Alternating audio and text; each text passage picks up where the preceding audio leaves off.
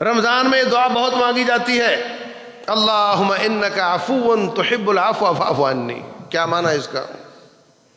اے اللہ تو معاف کرنے والا ہے، معافی کو پسند کرتا ہے، مجھے معاف کر دے۔ معاف کرنے والا کا معنی اللہ معاف کرنے والا ہے، تو معافی دینا رب کی سنت ہوا۔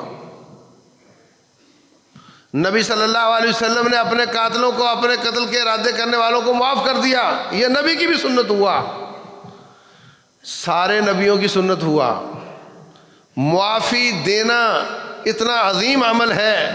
کہ یہ اللہ کی بھی سنت ہے، انبیاء کی بھی سنت ہے۔ رسول اللہ صلی اللہ علیہ وسلم فرماتے ہیں قیامت والے دن ایک شخص کو پیش کیا جائے گا، وہ لوگوں کو قرضہ حسنہ دیتا تھا، قرضہ لے لیے 6 مہینے کے لیے، واپس آ کر کہتا ہے جناب میں تو آ گیا مگر پیسے مجھ سے ہو نہیں سکے۔ 10 لوگوں کو دیا، وہ پیسے واپس لے آئے، ایک کہتا میں نہیں دے سکتا، وہ کہتا ہے اس کو 6 مہینے اور مہلت دے دو۔ رسول اللہ صلی اللہ علیہ وسلم فرماتے ہیں، یہ دوسری حدیث ہے، جو شخص کسی کو قرض دیتا ہے جب تک اس کی مدت نہیں آ جاتی اس کو روزانہ اتنا پیسہ صدقہ کرنے کا اجر ملتا ہے،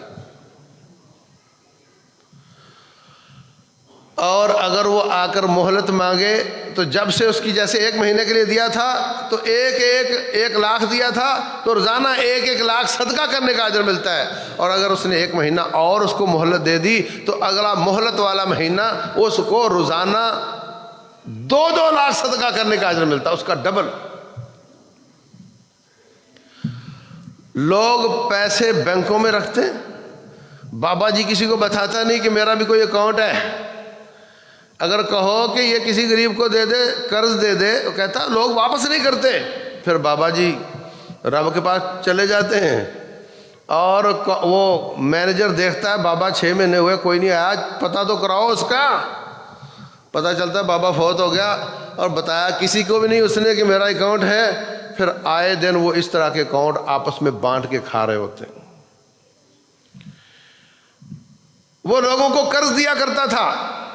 جو نہ دے سکا اس کو مہلت دیا کرتا تھا، اور جو مہلت کے باوجود نہ دے سکا اپنے منشی سے کہتا اور چھوڑو اس کو معاف ہی کر دو، اب تک نہیں دیا تو خام خواہ ہم نے اپنے کھاتے اس کے لیے کھولے ہوئے ہیں،